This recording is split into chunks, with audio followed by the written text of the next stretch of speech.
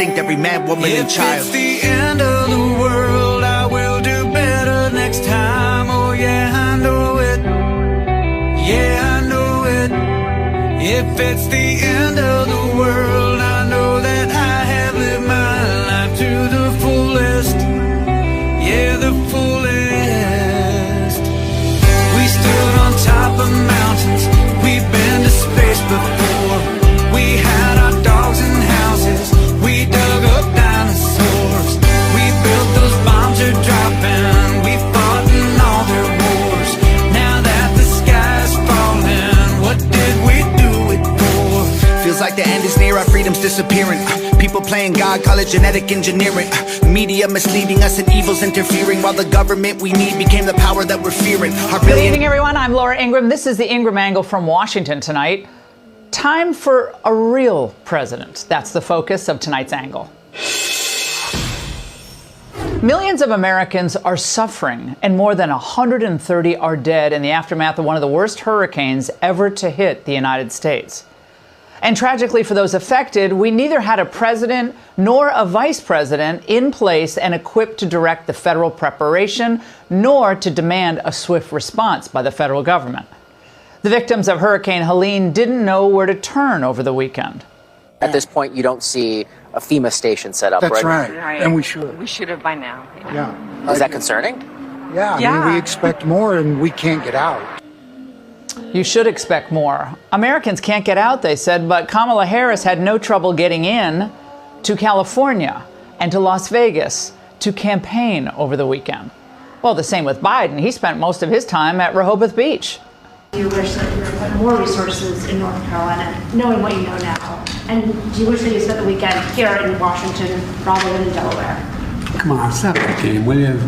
Rather than Delaware, it's 90 miles from here, okay? And I was on the phone the whole time, working on that. The whole time. Well, needless to say, they were both slammed for their failure to address the nation in real time.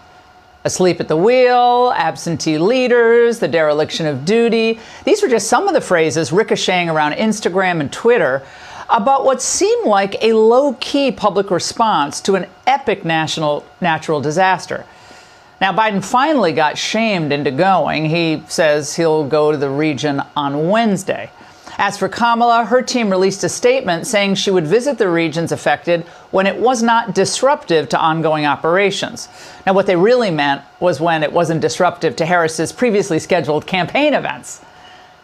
We saw what a real leader's response is like this afternoon, though, in a very hard-hit area of Georgia.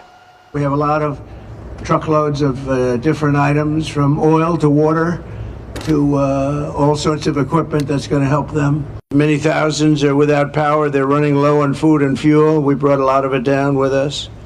It's going to be distributed now or soon throughout Georgia, as well as North Carolina, South Carolina, Florida, Virginia, Alabama, and Tennessee.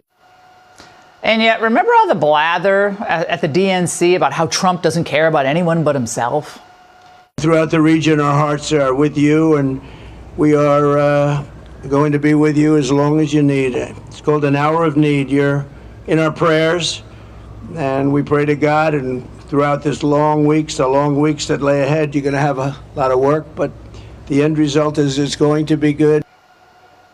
Harris couldn't even give up a day on the trail to pretend to care. Yet hours after Trump showed up with truckloads of supplies, speaking to first responders and volunteers, Kamala showed up at work. I have received regular briefings on the impact of Hurricane Helene, including from Administrator Criswell.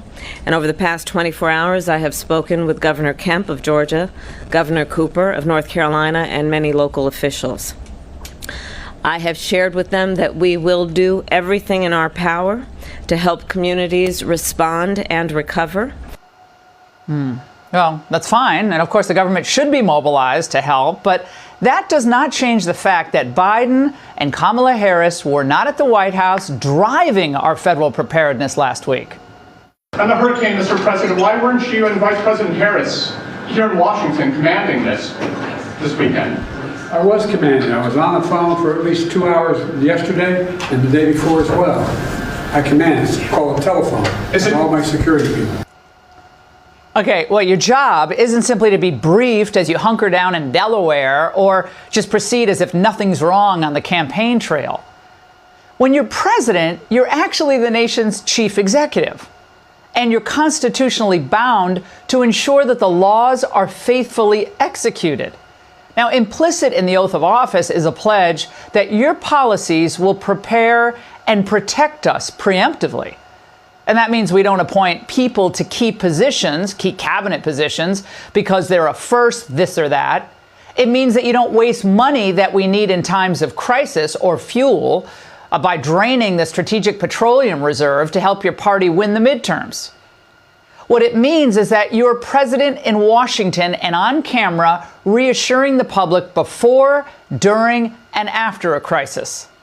That means you're leading with confidence. Now, every college football coach in America, you all watch the games over the weekend. Frankly, every senior associate at every major law firm works harder at their jobs than Biden and Harris. It's not leadership to release a statement or release a photo while you're on your campaign plane. It's not leadership to say that you spoke with officials on the ground or I'm getting regular briefings. A chief executive drives the key personnel and knows enough to ask the right questions, like how do we get more potable water in place before the hurricane hits? And how do we distribute it as fast as possible? The moment Kamala ended her prepared remarks at FEMA today, CNN went to a fire chief in Swannanoa County, North Carolina. It's not too far away from Asheville. It's been flattened.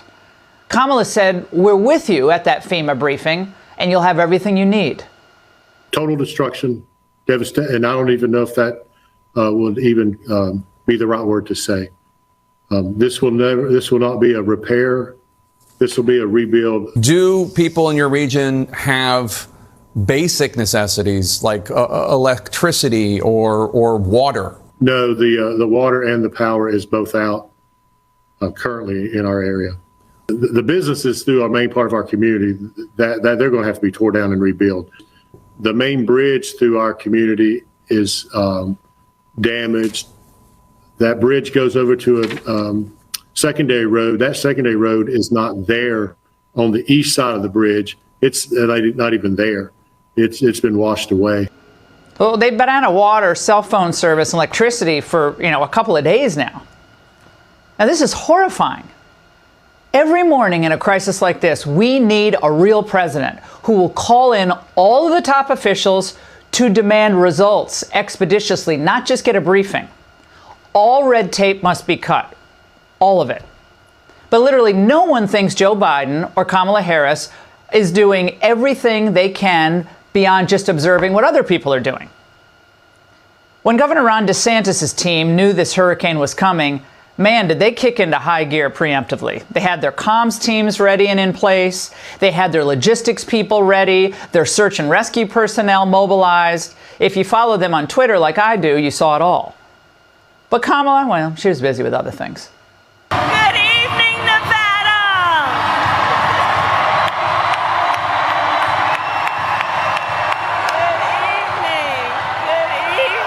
Good evening. Disgraceful.